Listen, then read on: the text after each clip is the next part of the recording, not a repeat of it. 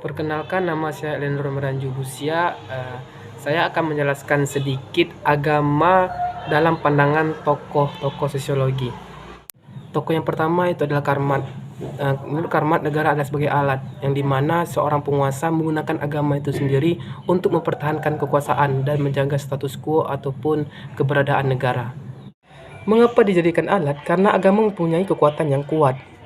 Mengingat banyaknya penganut ataupun pengikut suatu agama, dan jika seorang bisa mendapatkan perhatian ataupun kepercayaan dari agama itu sendiri, maka untuk mendapatkan kekuasaan pun akan lebih mudah. Dan yang kedua adalah agama sebagai candu, yang dimana agama memiliki fungsi tersendiri. Di saat kita stres ataupun gundah, maka kita akan meningkatkan ibadah ataupun berdoa kepada Tuhan.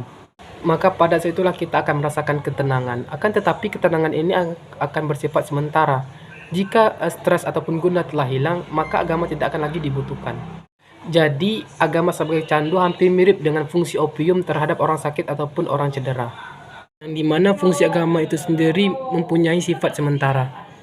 Walaupun bersifat sementara, ketika manusia merasakan kegundahan ataupun stres lagi, maka manusia akan melakukan hal-hal yang dilakukan sebelumnya untuk menghilangkan stres tersebut. Maka dari itu, Karmat berpendapat bahwa agama adalah candu. Agama adalah cara untuk melarikan diri dari kenyataan. Agama juga menghubungkan manusia dengan tatanan kehidupan. Manusia memiliki kemampuan terbatas. Pengakuan dan kesadaran atas keterbatasannya menjadikan manusia memiliki keyakinan bahwa ada sesuatu yang luar biasa dari luar dirinya dan dari sumber yang luar biasa pula tentunya. Maka dari itu, keyakinan ini membawa manusia untuk mencari kedekatan diri kepada Tuhan. Kemudian tokoh yang kedua yaitu adalah Émile Durkheim. Agama merupakan peran penting dalam melakukan integrasi sosial. Karena dalam kehidupan masyarakat terdapat unsur-unsur yang berbeda seperti ras, suku, warna kulit, ataupun bentuk rambut. Kemudian dengan adanya keterikatan karena mempunyai agama yang sama, maka terjadilah penyatuan ataupun integrasi terhadap unsur-unsur yang berbeda tersebut. Kemudian agama mengandung hal yang sakral dan profan yang disepakati oleh masyarakat. Suatu kegiatan, upacara, ataupun hal lainnya yang dilakukan di suatu daerah dan dianggap memiliki hal yang suci. Jadi di desa saya, yaitu ada namanya tik, yaitu kegiatan yang mengelilingi desa atau kampung dengan melantunkan salawat-salawat ataupun doa-doa. Ini dipercaya untuk mengusir ataupun menjauhkan dari mara bahaya ataupun malapetaka. Yang ketiga itu adalah Max Weber, yaitu etika Protestan dan spirit kapitalisme. Ini berhubungan dengan mempertahankan ekonomi, di mana kaum Protestan memiliki kecenderungan untuk meraih kesuksesan dalam taraf ekonomi meskipun penuh risiko.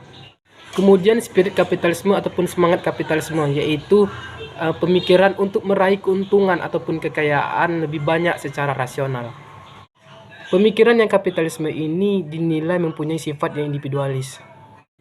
Kemudian Jojo Litzer, istilah yang digunakan yaitu adalah McDonaldisasi, yaitu praktis, cepat saji, ataupun mudah diakses. Artinya adalah perubahan pemikiran dari tradisional ke rasional. Contohnya yaitu adalah dulu, jika kita ingin mendapatkan pelajaran-pelajaran agama, biasanya kita dapatkan dari pengajian-pengajian ataupun ceramah-ceramah.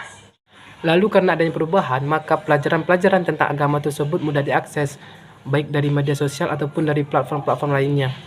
Namun ini juga dapat membuat dampak buruk karena ketika kita sudah mendapatkan sumber-sumber yang banyak dari media sosial ataupun dari internet, maka terjadilah perbedaan-perbedaan pendapat tentang agama, sehingga terjadinya perpecahan ataupun pertingkaian.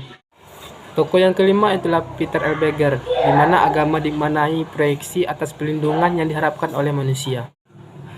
Agama merupakan sesuatu yang real, bukan ilusi, karena adanya keberadaan konsep metafisik. Karena terdapatnya konsep metafisik, membuat masyarakat semakin percaya bahwa agama adalah sesuatu yang benar dan penting dalam kehidupan. Masyarakat telah berjalan jauh bersama agama tanpa mempersoalkannya.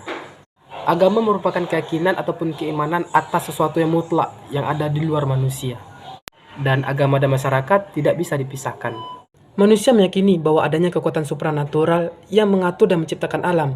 Manusia membutuhkan agama tidak hanya untuk kebaikan di mata Tuhan saja, melainkan untuk membantu ketika menghadapi permasalahan-permasalahan yang kadang-kadang tidak dapat dipahami. Mungkin itu saja yang dapat saya sampaikan dan jelaskan mengenai agama dalam pandangan tokoh sosiologi. Lebih dan kurang saya mohon maaf. Akhir kata, wassalamualaikum warahmatullahi wabarakatuh.